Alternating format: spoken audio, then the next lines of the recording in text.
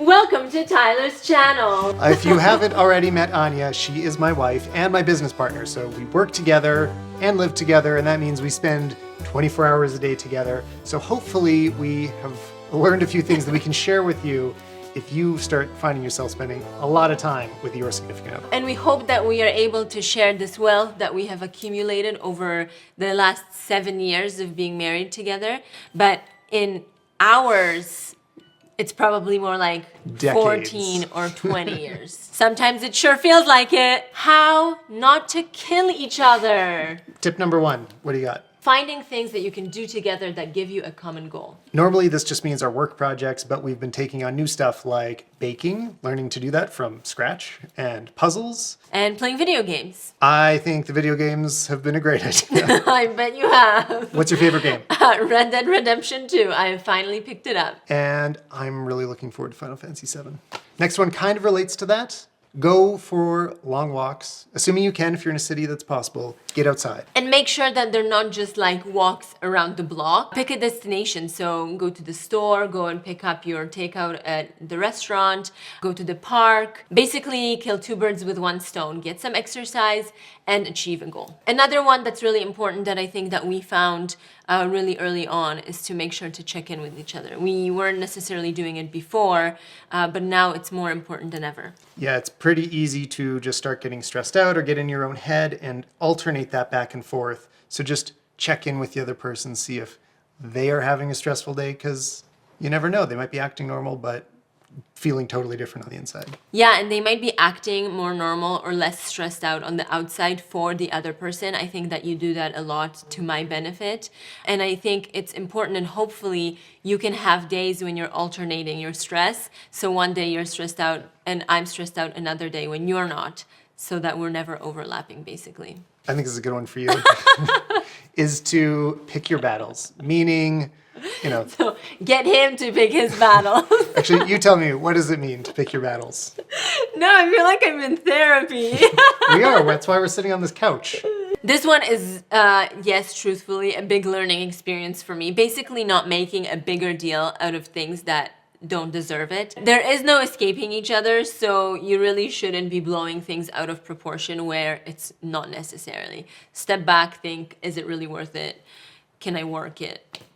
Can I flip it and reverse it? You want to start singing? This should really be going the other way, because this one is important to me, and that's knowing when to give each other space. Yeah, this applies all the time, not just in isolation mode, but you know, even though you love each other, you definitely need alone time sometimes. And just try to recognize when the other person might be feeling that way and talk about it. I mean, that applies to all of these. Get a sense of what the other person actually wants. But yeah, this applies to like literally just leaving the room, going and designating a room as your own space in the house and just being able to escape to that as your sanctuary. Another helpful one is reminiscing about the past. Remember why you fell in love with each other. Go over good memories that you've had. Yeah, and I think that we do that a lot, not only with mementos from like our past, but also from like childhood, and just sitting down together as a family, and yeah, just looking back on all the like happy times and good memorable times. things. Yeah, it just makes you feel happier and warmer inside, and like it's a nice feeling to be able to do that. And we're so busy on a regular basis that sometimes we forget, and it's just, I just really love going back and seeing where we came from. Number 7, support each other's interests. No matter how close you are with the person you love, you are probably into some different things, and it's really helpful to feel like the other person's got your back, especially when you want to pursue something that they may not initially care about. Feeling like they're there to make it better and they want you to succeed really can help. Yeah, totally. And I think a lot of people might think like, oh, it's so easy for you to say because you work together, so you have that common goal and that common interest. But there are still things that we like that the other person isn't really interested in, like me with fashion and you with like tech and gear and like being super detailed into that world. It's still important for us to acknowledge those things about each other and support them. It can be really helpful to delegate tasks, because everybody's got some chores around the house that they hate or just things that they don't want to do, and predetermining who's going to handle what can help avoid certain unnecessary conflicts. Yeah, and then nobody ends up feeling like they are the ones that are doing all the work, basically. and this is not scripted, by the way, is be aware of the things that annoy the other person and put in the work to eliminate them. You are very conscious of that, and I super appreciate it. And I don't know if I'm always reciprocating it for you. I might not be, but here we are giving the world tips. Here we are on YouTube giving advice. Yeah, I mean, we or you or we're all stuck in the same house for a while, so we're in this for the long haul. Try to make it as smooth as possible for as long as possible. Enjoyable. Yeah, for everyone. Everyone enjoys small little acts of kindness, those details in the day. Prepare a snack for the other person. Let them sleep in. Maybe do a chore for them. Let them play a video game for that extra hour without making them feel guilty for not being productive. Yeah, our worlds have sort of compressed, so small things have now become bigger things because there's less we can do in the day. Here's some bonus ones. Be productive and encourage each other to be productive. That's very important, especially if you are both working at the same time as you're spending time together. I think that's very true. It's easy to feel really unproductive right now. I mean, my big thing is lack of focus, which is always an issue, but right now I just want to jump from one thing to another. Yeah. So it's helpful when both of us are encouraging each other to do what's hard. Like certain things that are usually easy can be difficult now. Yeah. And pushing each other to take on those challenges. And it can be like as small as like, hey, let's get out of the house. Yeah. Put on your clothes and let's do something.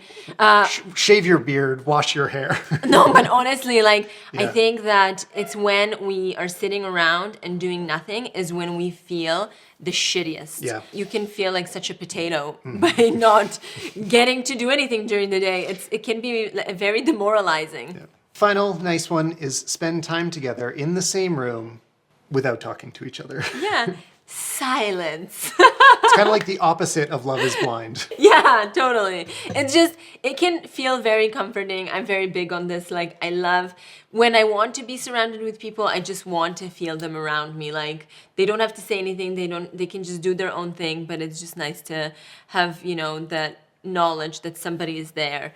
Sometimes I even ask you to like sit on my feet or or like stroke me or something. But don't say those. Don't say anything. Just do those things. Something else that is really important to talk about and say is that we are here telling you all these tips about how to not kill each other when you're stuck together for a long time. But the truth is that we also fight a lot, and we have had arguments about the smallest things, and relationships are not perfect, and you will never have a perfect relationship. When you're with somebody all the time, you are going to get on each other's nerves.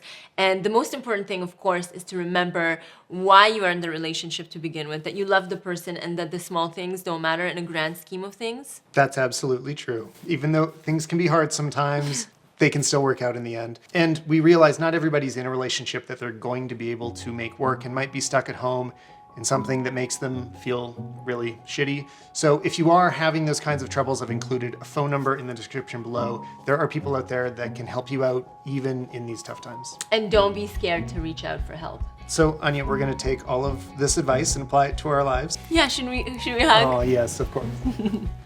I hope this helps some of you out there today. We sat through this without killing each other. Success! If we can make it through this video, we can make it through anything. But thanks for watching, guys. You should go to SolomonPodcast.com for more from me, and go to Anya's Instagram for her new show where she talks to people all about money.